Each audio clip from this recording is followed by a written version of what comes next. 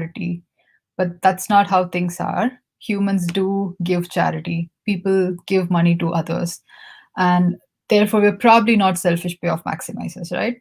And then I like to start with a bunch of examples as well here to introduce social preferences.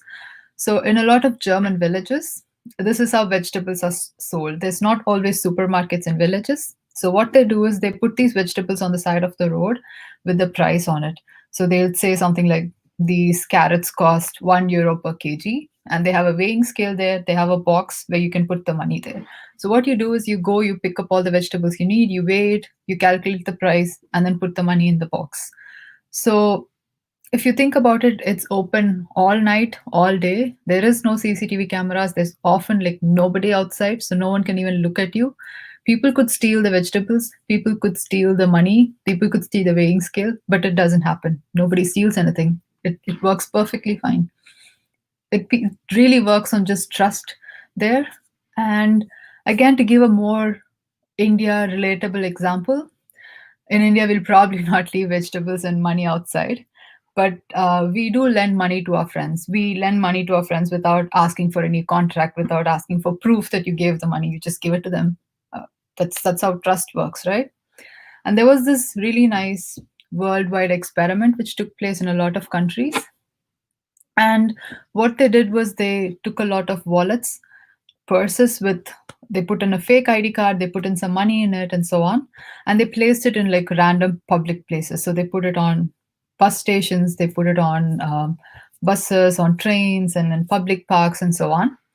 And they saw how many wallets got returned to the police station, so, or to the owner with the fake ID. So they saw that more than 70% of these wallets got returned with the money in it, which is like quite surprising because it's just a wallet and no one's going to know if you take it and then give it to the police station or take it and just go home. Or if you take it, take the money out and give the empty wallet, right? But somehow people did not steal money in most countries. And like looking at all of this, we sort of start understanding that humans not only act based on our own preferences, based on our own utility, but we also try to like maximize the utility of everyone around us. We care about everyone around us and not just ourselves. We are not exactly selfish. And this has to be captured in a proper economic theory, and we'll see why in the future. So we'll now go through a bunch of standard economic games which uses social preferences to show us different things. And there's also one small activity for you in the beginning. We'll see that in a bit. So let's start with Dictate a Game. So Dictate a Game is the most standard basic game that is used. Listen to this carefully because you'll have to play this in a bit. So there are two players in Dictate a Game. There's a player one, there's a player two. And player one is called the dictator. Why is this person called the dictator? It's because this person can make any decision without any sort of punishment or any sort of remorse. So the first player, let's say, gets 100 rupees. The player can give how much ever they want to the second player. They could give 0 rupees, they could give 20 rupees, they could give 100 rupees, whatever. But there are just two players, and the second player starts with no money. The first player starts with 100 rupees. So it's sort of like giving money to another person. We'll quickly do this experiment so we can see how it works, and I'll show you what your results look like. But we're not going to play this with real money, but sort of assume that this is with real money and make a decision. So this is where the experiment would be. So please go on this link and just fill in your responses. And I'll show you the responses in a second.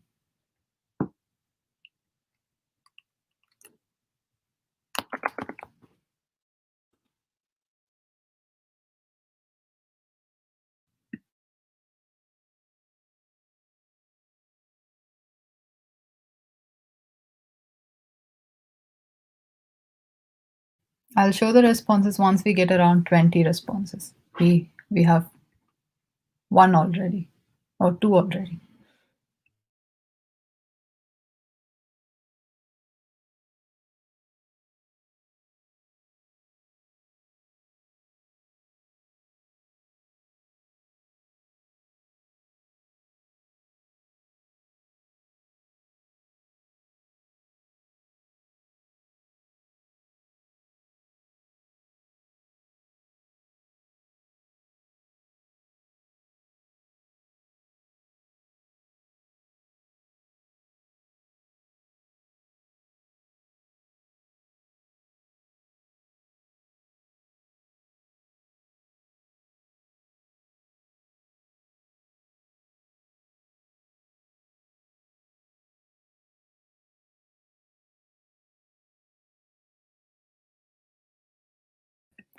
We have 14 responses so far. Just wait for a couple of more, maybe like a minute to get the others. So it's just one decision. You have 100 rupees. You can choose to give how much ever you want to another person.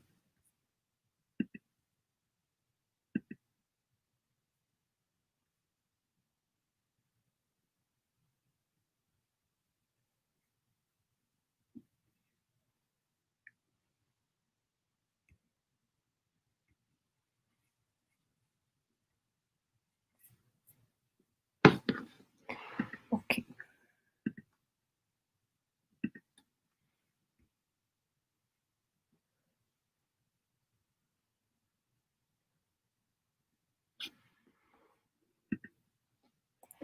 So let's see. Um,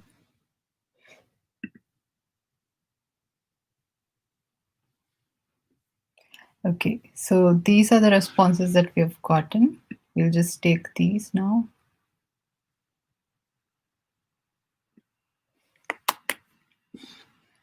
And okay, I'll put this here so that we can add more there. And let's basically try to find the mean of this. So let's just find the average of all of these responses. So on an average, people gave 38.5 rupees to the other person. And again, as I spoke to you, you don't really have to give any money, right? You can actually just give zero. But then people, if you look at the numbers, you'll see that nobody really gave zero. Um, let me just look at the numbers and tell you again. So people gave values between 20 to 50.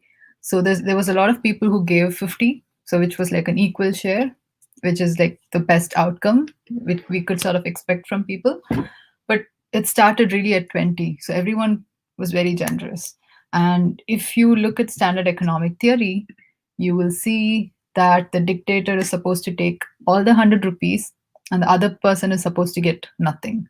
So your average was something around 38.5.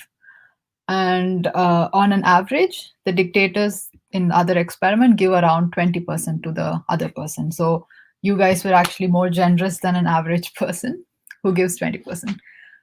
But yeah, so people didn't take all the money. So we're clearly not selfish. But what are the other norms that we have? What are the other characters that we have? So first, so here's where we talk about all the theory. We talk about all the uh, terms that you have to know. So we'll use our data to talk about this. So first, let's start with altruism. So altruism is basically generosity. So altruism is this good feeling that you're getting this good feeling by giving something to someone else. And I'm pretty sure you all felt that when you were giving 50 to the other person. You always feel nice. You're like, okay, this is very fair. I'm happy with the decision I made. And the other thing is social norms. So social norms also play a huge role. So let's say you live in a society where a lot of people steal money, people would feel less guilty to steal money. If you live in a corrupt society where everyone pays bribes, let's say a police stops you in India and you pay 100 rupee bribe to get away from it, you might probably feel less guilty than if you tried somewhere in Europe. So where bribery is just really looked down on. So social norms do play a role on how we behave. And again, to take the same dictator game example, a social norm tells us that you're supposed to share. That's how we were grown. We were always asked to share with our siblings, with our friends. We were always supposed to give equal to everyone, and so on. So these social norms also play a role. And there's something called inequity aversion. So inequity is like difference in payoff. So inequity aversion basically means that we don't like it when we have more and others have less. We like it when everyone has sort of the equal amount. And guilt aversion is basically not liking guilt, so being averse to guilt. And of course, you'll feel guilty if you give 0 rupees to someone else who also came for the experiment. And we also have this sense of fairness of what is fair and what's not fair. And let's see how these games are used. So like using this game, you can try to find out how altruistic people are, how generous people are, right? If you just run a dictator game in Ethiraj College versus in a different college, you can really find out if people are more altruistic in one college versus the other college and so on. And that's how these games are usually used. But there's also like a lot of modifications for these games, so they're not always run this way, but they can be run in like so many different modifications. So I just thought I'd give you some examples, so in case some of you are running an experiment in the future, you'll know what to do.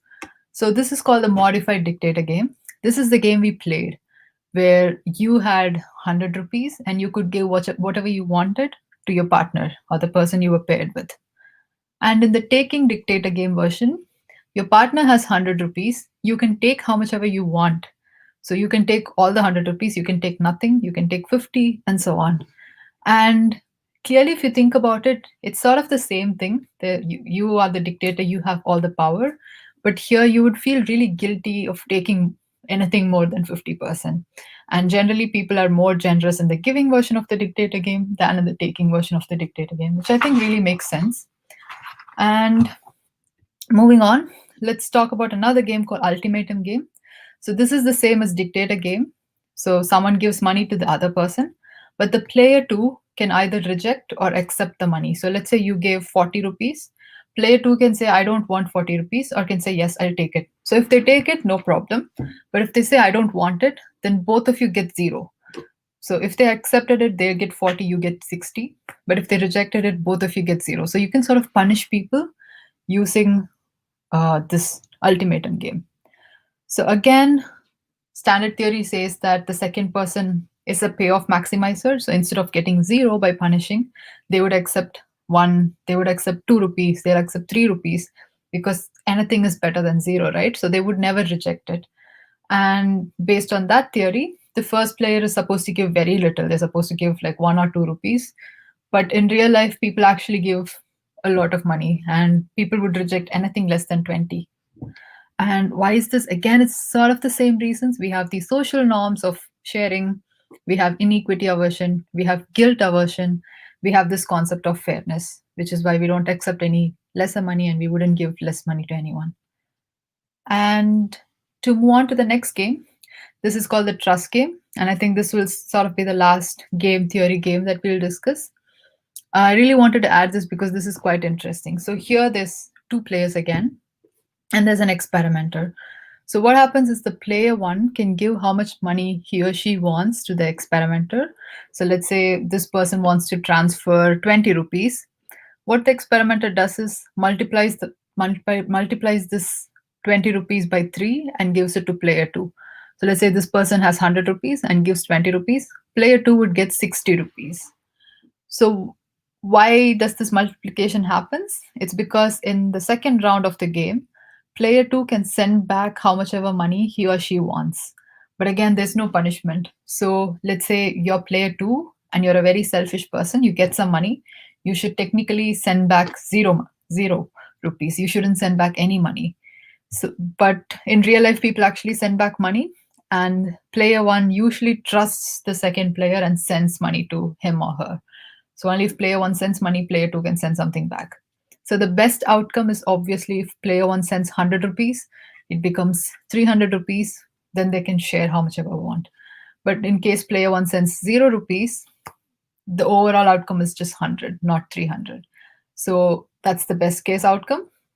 And I already discussed the standard theory, so I'm going to skip that. But in real life, people do share a lot of money. People trust each other. And the player two's action is what we call reciprocity. So reciprocity is when, that's basically what we do in all the festivals in India. Let's say it's Diwali. Your neighbor gives you sweets, you give them sweets. That's reciprocity. In weddings, in Indian weddings, people give gifts. And then when there's a wedding in the other family, they're supposed to give a gift of similar value, right? This is reciprocity. So here, player 1 sends some money to player 2, and player 2 is grateful and reciprocates by sending some money back to player 1. Okay, cool. So let's now look at what is done in real life. Let's look at real research papers and real research and what's been done. And here, I would like you to like have a bunch of thought experiments. So I would tell you what the study was. I would tell you the results after that. But before the result comes, I want you to like think about what the results would be. So let's say, so in this experiment, this was conducted in Germany, and here they gave a dice like a die to people and ask them to roll it. So the thing is, you do it in private. You don't have to be in front of anyone. You're like alone in a place and you have to roll it. And they promise that there's no CCTV cameras, no one's looking at them. So what you do is you roll your die and write down what number you got on a paper. So let's say you get 1, they pay you €0. If you get 6, they pay you €5. So the thing is, if you get 1, they give you 0. If you get 2, they give you €1. If you get 3, they give you €2. So as a payoff maximizer, you should sort of like think and say, okay, I'm going to say 6. I'm just going to lie and say 6. So even if you get any other number, so you get €5. But if you think about it, like mathematically, that's not possible. So the distribution should look something like this. So let's say this is 1, the probability of getting 1, the probability of getting 2, the probability of getting 3, 4, and 5, and 6. The probability of getting any of this number should be equal, right? So it would look something like this. If you put a distribution, if you have like a million people rolling dice and reporting the actual value, it should sort of look something like this, because the probability of getting any number on a die, as we know, is 1/6, right? But now think about what people might have said, because they get more money in case they report a higher number. So just quickly think about how you think people might have reacted. And let's see what the actual results are. So this is how it looks. And this clearly says something. This says that people lie. But the thing is, people don't lie always. Not everyone reports 5. That's what standard economic theory would say, that everyone is selfish payoff maximizers, everyone's going to lie. But no, not everyone lied. A lot of people also gave one number lesser. They gave, so this is 5 because they're getting a payoff of 4. So a lot of people reported 5 there. And that's called lying in disguise. So you don't lie directly, but then you lie in disguise. And why is this relevant? So this is really relevant because there's a lot of self-reported things in real life, right? Like for instance, income tax. Let's say I have a business and I have to pay income tax. I have to report to the government how much money I made. And clearly you can see that people are going to lie there just because it's more profitable. And in this way, you can sort of relate most of these games that people play online or on a lab to real life. Here by game I mean economic games, to real life scenarios which are very, very relevant for policies. Let's look at few more examples. So this is about voter turnout. So I think you did hear about tax payment in the UK yesterday from Nitin's talk. We'll talk a little bit about voter turnout here. This is about social pressure as well. So social pressure is what we do because everyone else is watching.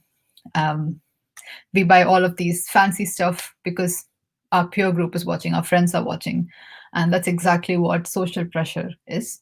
And here they're trying to increase the voter turnout. So voter turnout is the number of people who actually vote in an election.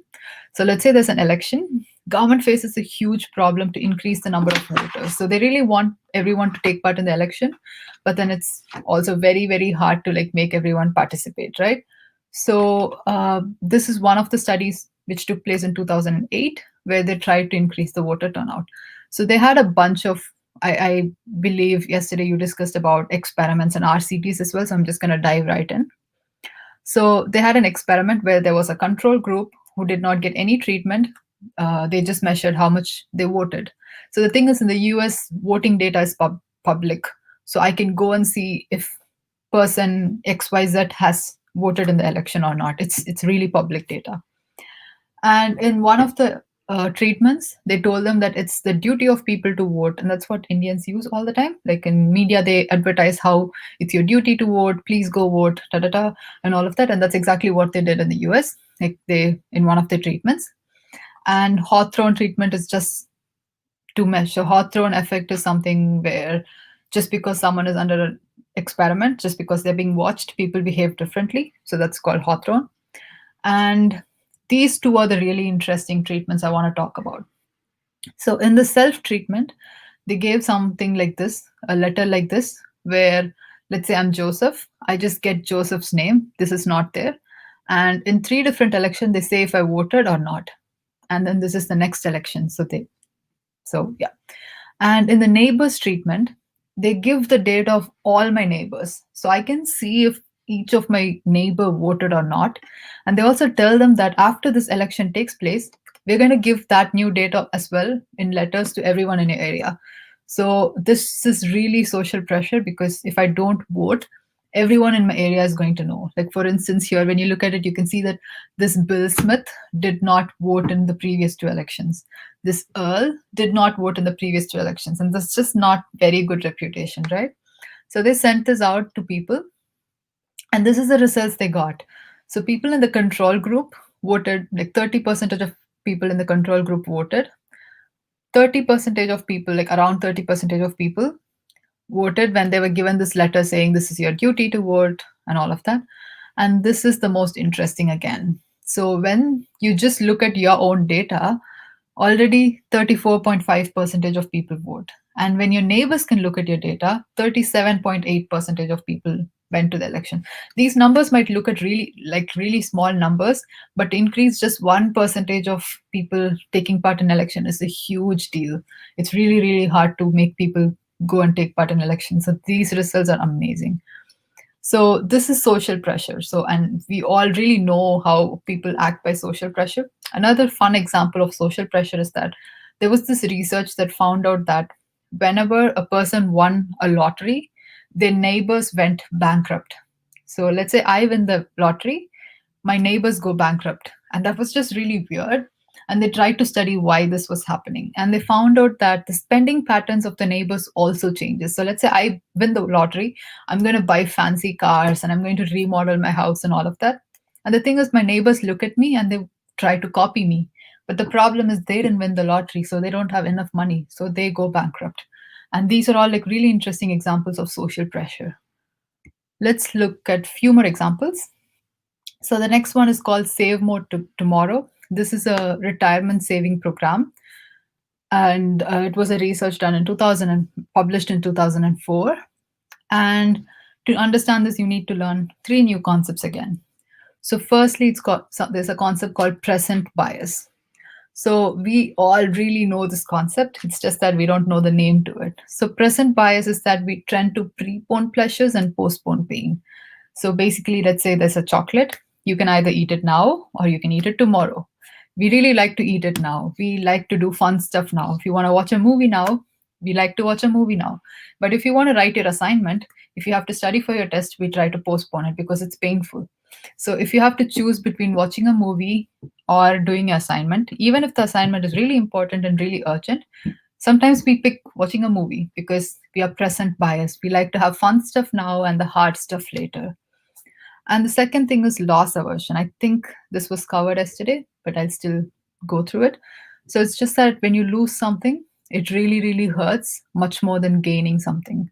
So let's say you win 1,000 rupees, you're going to be happy, of course. But then when you lose 1,000 rupees, people are generally unhappier, like way, way unhappier compared to how much happy they were gaining something.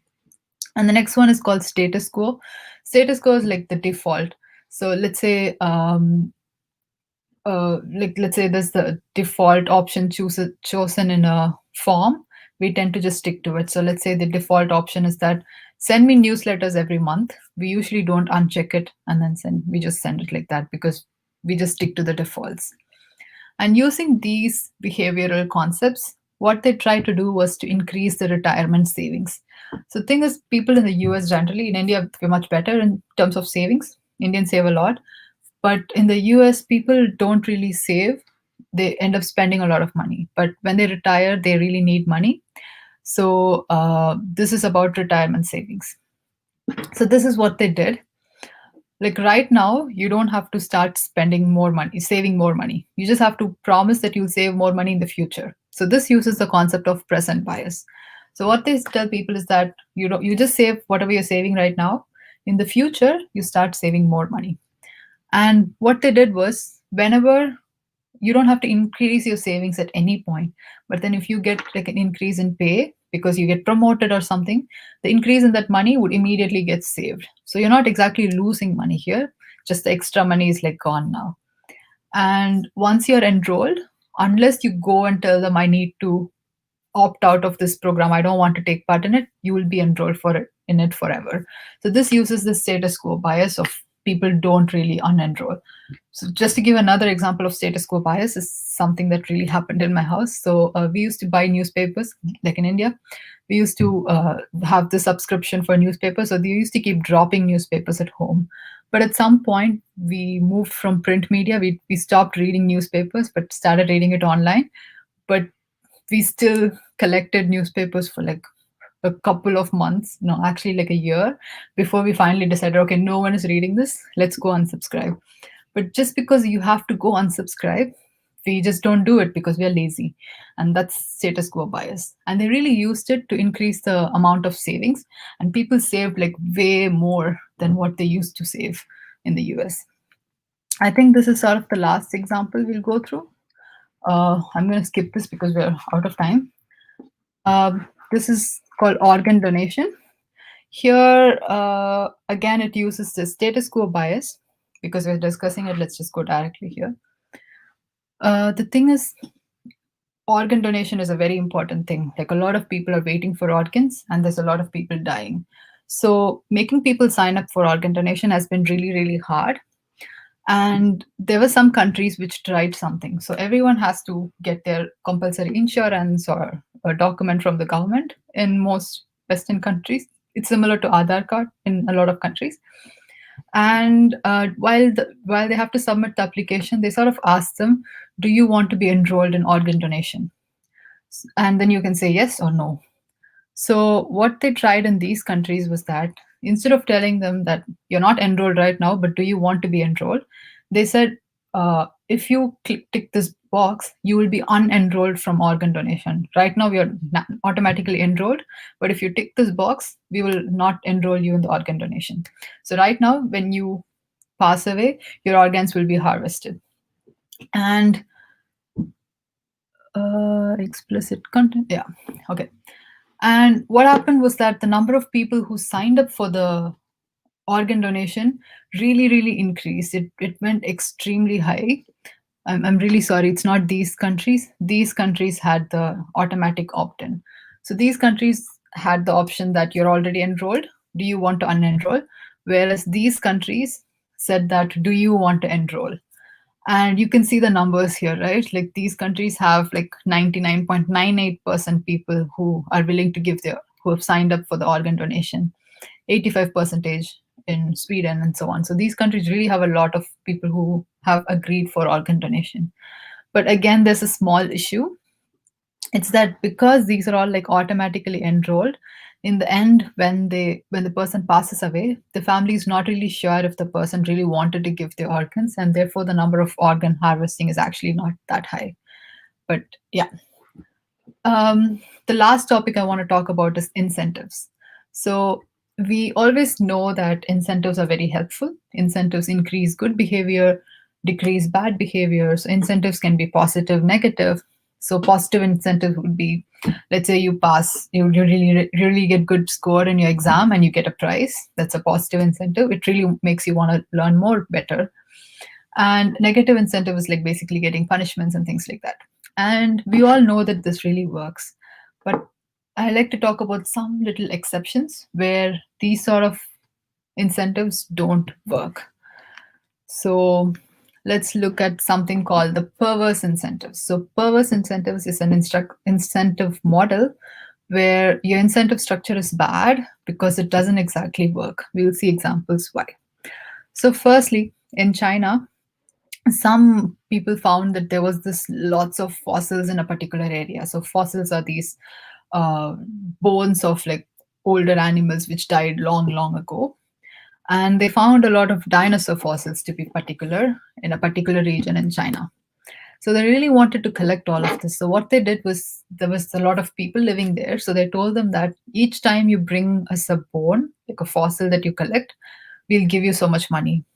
But the problem was that they didn't really think it through, because people, when they brought back, they really like, let's say I find a piece of bone.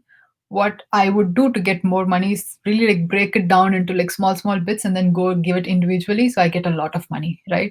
And people really started breaking all of these fossils, and then they immediately had to withdraw the incentive, because this is a badly designed incentive structure. I mean, it does make people bring the bone to them, but then it's not properly thought through. And in Vietnam, there was this issue of rats. There was like a lot of rats, and the government wanted to get rid of it.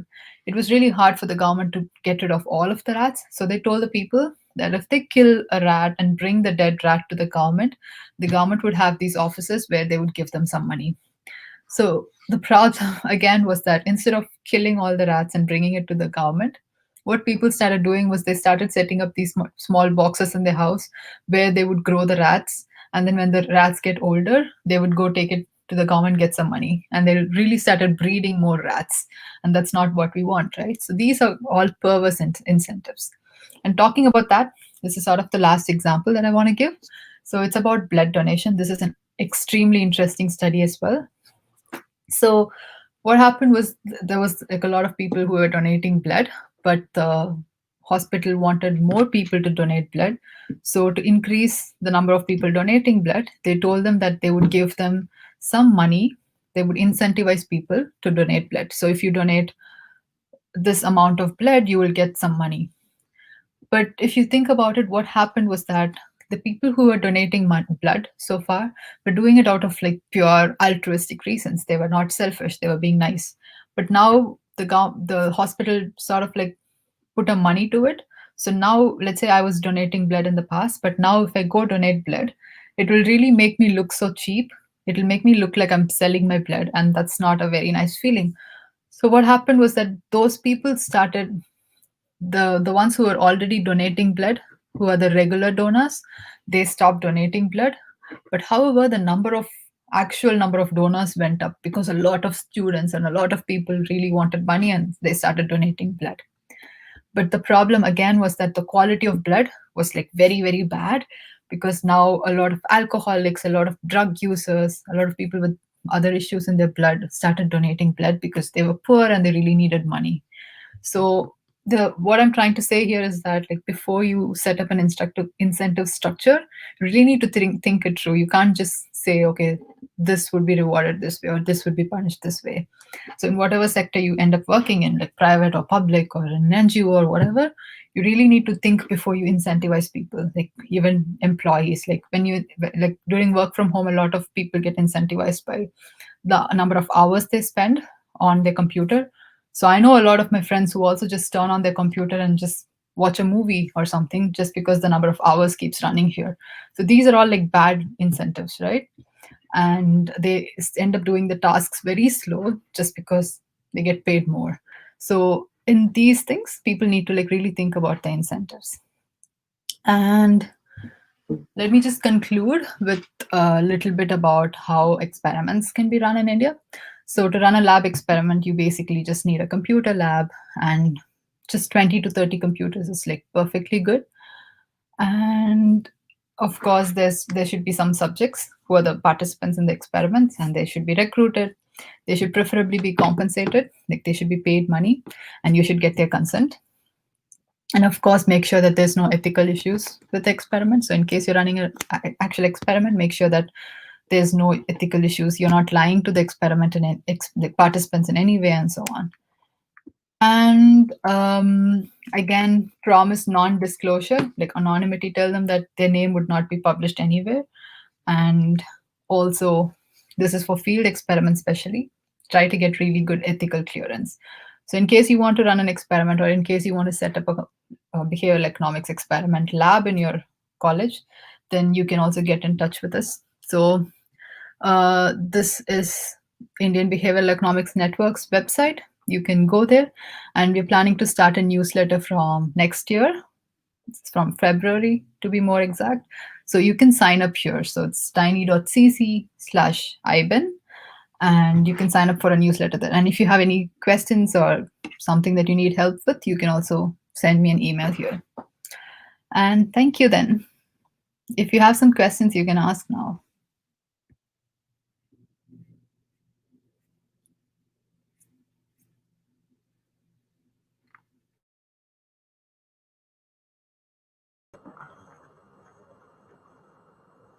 There are few questions, Ms. Junofi. Some of the students have asked, is behavioral economics a depressing view of human nature, or what does it show us? Okay. So the way I see it is that it's not exactly a depressing view, but it's more of a realistic view. Because if you think about it, we make all of these mistakes. So this is not exactly thinking humans are worse than what they actually are, but it's just that seeing humans as what they are. And like honestly, I feel that I mean, it's a very personal thing, but then I think the standard economic theory is actually like very depressing because it basically sees humans as these robots who just sit, maximizes stuff, and then executes the decision. Like it's like an algorithm, like a computer, and that's not how we work. We have feelings, we have all of these emotions which do affect our decisions, right? So I think it's a very fun way of looking at humans. Then, what about the growth of AI and how will that impact behavioral economics? Will there be any impact? Yeah. So it impacts in a lot of way. So for instance, just to give an example, when people are being recruited in companies, there's a lot of biases against, especially against women, against people of color, and so on. So in a lot of companies, when they were hiring people, people noticed that women are hired much lesser due to all these biases that people have in their head. And AI can be used to reduce these biases by automating a lot of these processes, by, for instance, like just removing the concept of gender from or nationality from all of these recruitment portals. So in that way it does help, but I'm not exactly sure in which context the student had the doubt. But yeah. What about cultural and societal factors? How do you think nudges or irrationality differs across cultures? Yeah, I think it's huge because there is no way you can compare a German with an Indian. We're just so different. I mean, Germans are like very, very different from Indians, for example. So I think cultural factors like play a huge role. Like just from the few examples that I gave, for instance, like weddings here are like much smaller, and people don't care about how many people are invited, and that just doesn't work in India. I mean, it doesn't make sense in India, right? Like we try to do that, but it doesn't make sense. And again, with the other example that I used, where you put vegetables out and make people pay, that's not going to work in India. So we just have very different cultures, and like to on a very broad scale, I think India is a more collectivist society. We work in groups, we talk to each other a lot, we're very social. Whereas in Western countries, people are usually very individualistic. They just work on their own career, they work on their own life, and so on. They don't really interact so much as well. So just that itself changes the whole behavior of people. So I think it plays a very, very huge role. Okay. And what about peak and rule? How does it transform the customer's experience? And what about that during the pandemic? Okay, so the peak and rule basically says that once something is over, what people remember is the peak moment of that and sort of the end moment of that. So, talking in general for customers, it plays a huge role because if you just give them one moment of happiness, let's say we have this long lecture of 2 hours, but in the middle of the lecture, I just give like free chocolates to everyone. Everyone's going to remember that in the end, right? That's a peak moment. And people also remember how things ended. So let's say we ended on a happy note, we cracked a joke, we laughed about it. People would remember that. So that's the peak and rule. And with respect to Corona, I think on a very personal level, I think people who had personal experiences of some relative getting sick or getting like very, very sick or something like that would be a natural peak moment for them. But for the ones who did not go through that, we have our own peak moments, right? I think it's very personal. And we don't know what the end moment is going to look like, but then it'll be really nice if it's a happy end moment rather than something depressing. Hopefully it's going to be something happy, so yeah. Another question, what will be the impact of behavioral economics? Is there a difference between the impact in developed and developing countries? What type of an impact? Yeah. uh, there is a lot of behavioral economics already being used in the policy space in developed countries. Like most developed countries have their own behavioral economics units in the government, and India also started this nudge unit recently.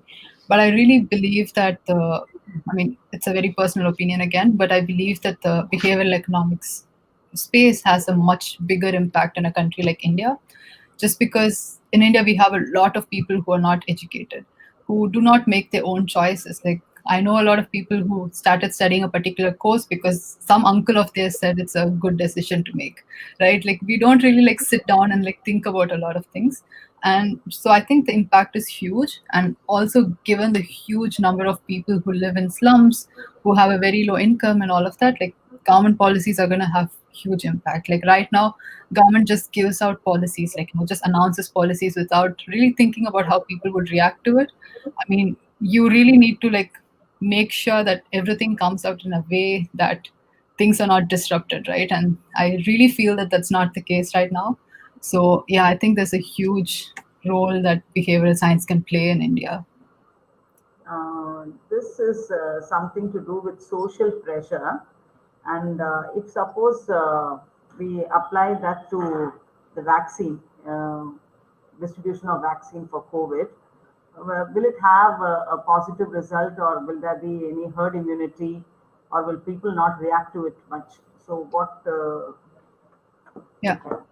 That's a very interesting question and actually very relevant, right? But I think the one important factor is that it's the perception that people have towards vaccine. If everyone believes that vaccine is a good thing, and then the herd, like the social pressure is used, then it's going to work really well.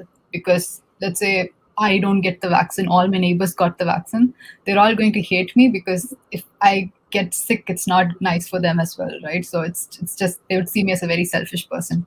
But if the general society sees the vaccine as a bad thing, then when I go get the vaccine, they're probably going to laugh at me. So then it's not going to work, right? So I think that is a very important factor.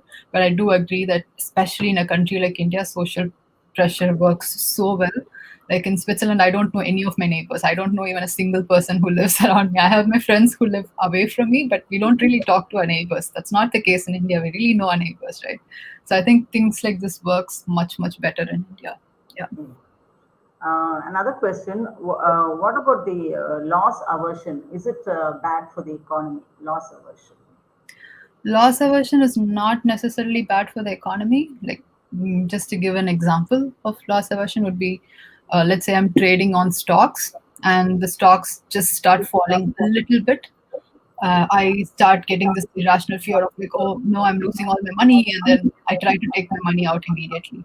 This is sort of what happened in the bubble burst in the past, right? When everyone freaked out and everyone took their money out. That's a very nice example of loss aversion. Like people freaking out because of a small loss, right? And those are sort of the ways in which it plays a role. I mean, of course, it's like probably bad for the economy, but on a very high level, I think loss aversion is something that we developed over time with regard to evolution or like whatever you believe in. But over time, people develop these loss aversions because we learned that losing something is like really painful, and that's why we are scared of things. And I think fear is like a very important thing. Like for instance, if you just cross the street without any sort of fear, you'll probably get hit by a vehicle.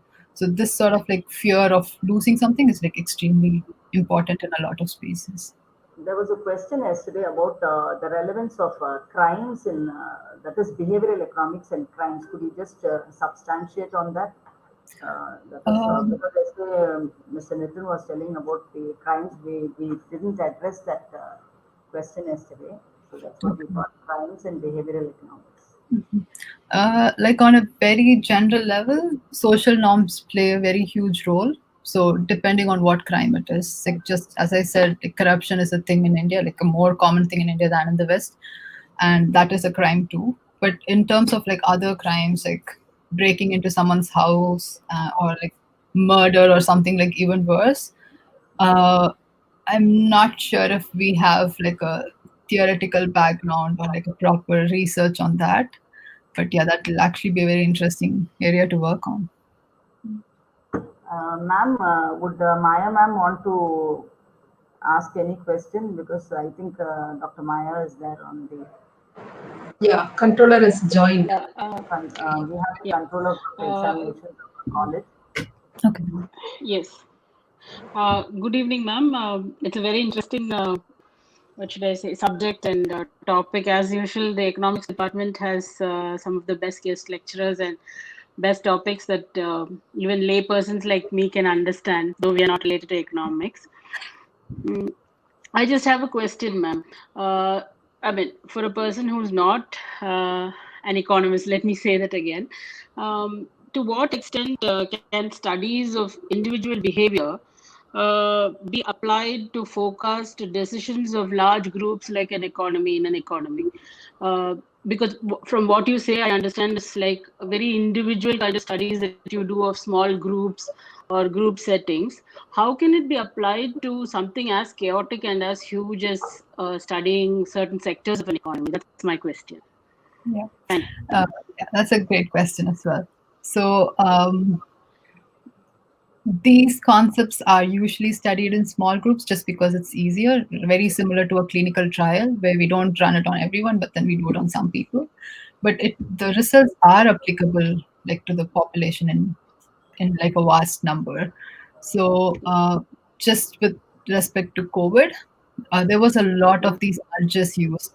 Like, for instance, social pressure was also used, where people started talking instead of telling wear a mask so it saves you, but rather advertising something like wear a mask because the person next to you shouldn't get infected, right? So here they introduced the concept of guilt. So people around me would look down on me if I don't wear a mask. So these sort of things can be applied in large scale. And also with respect to plastic usage, with respect to other sorts of pollution, with the naming and shaming that is taking place in Europe, with because when people take flights, it's really looked down on. Like when I tell my colleagues that I'm taking a flight versus I'm taking a train, there's a huge difference when I say I'm taking a flight, Okay. and they all start talking about if it's really important, all of that. And that's really because the government pushed towards this perception on people intentionally to reduce, like to help with the climate change. So these things can be applied in large scale as well. I mean, it is being applied in large scale, and that's sort of what the government nudge units right now do in different countries. And yeah. Okay, ma'am. Thank you. Um, Another question, ma'am. Green consumerism. How can we promote green consumerism with the help of behavioral economics? Is there any example that I could give? Sorry, what consumerism? Green consumerism. Green consumerism. Yes. Okay, yeah. Let me just think. I remember there was something about pollution, but yeah. I mean, I can just give like real life examples. So, in the supermarkets here, products are like color coded differently. So, in case I buy something which is called a bio product, which is like grown in natural areas, like even meat, which is like grown in farm instead of in a enclosed area, these things are like with a green packet. So when people like pick it up and put it in their trolleys and keep walking around, you can really see who is picking up the green products and who's like going for the commercial products. And that sort of like makes like sometimes I do pick the commercial products and then I feel bad because everyone's looking at me in a very weird way. So things like that can be applied. Also, there's a lot of these hypes now around electric cars and things like that, right? Like it's just a better status symbol. So again, these social things can be used there. But apart from that, like other nudges can also be used by just giving a label there, telling them how important it is, or putting like greener stuff in like more accessible areas compared to like not so environment friendly stuff. But yeah. Thank you, ma'am. Ma'am, could we just conclude, ma'am, or is there any final comments that, ma'am, VP, ma'am? Uh, Yeah. I just want to add one more thing. So the thing is, we have this Indian Behavioral Economics Network, and we do run meetups in Chennai whenever I'm in India, and we are planning to do it more often. So students can join. We have like students from Mehra School of Economics, from IIT, and all attending regularly. So it'll be really nice to see these people there as well. So yeah. Yeah, definitely we'll also be joining you once the Yeah, pandemic is over. absolutely. More than 600 students in the undergraduation, and as the one of the biggest departments in India to have graduating more of economic students. So once you come to Chennai, definitely we will invite you in person to address our children both in the aided stream as well as self-supporting stream. Thank you very much. Actually, as Dr. Maya has said, economics people think that traditionally it is related to economy and goods and money. But we have to take into account the behavioral aspect, the psychological aspect of determining the economy also. Um, I remember Milton Friedman here to have introduced human factor when he talked about the demand for money and later on the Duesenberry's effect. What we studied earlier has completely has been given a new perspective now by including the psychological and the behavioral aspect of the economy. Thank you very much, Janofi. And thank you, Mr. Nitin is also there, I suppose. Yeah.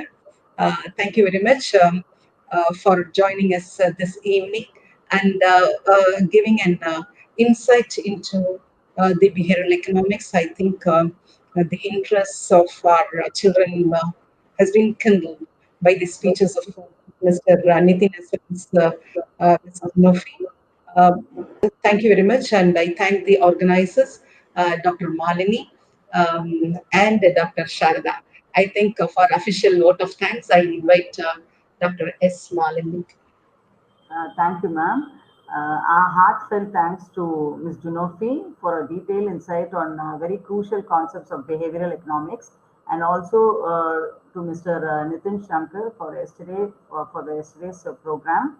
And thanks to our vice principal and head of the department for her encouragement and guidance in all our endeavors. Then I also thank a special thanks to Dr. Maya, the controller of examinations, who has always evinced keen interest in our programs.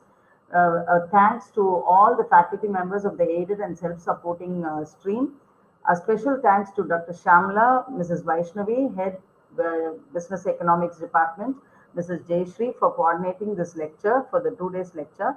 And also at this moment, Dr. Sharda for the organizing secretary for taking care of the entire technical support. The onus was on her of taking care of this event, and this is the first live we are going from the Department of Economics.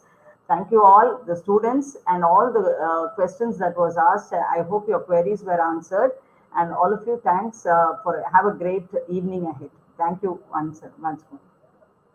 Thank you.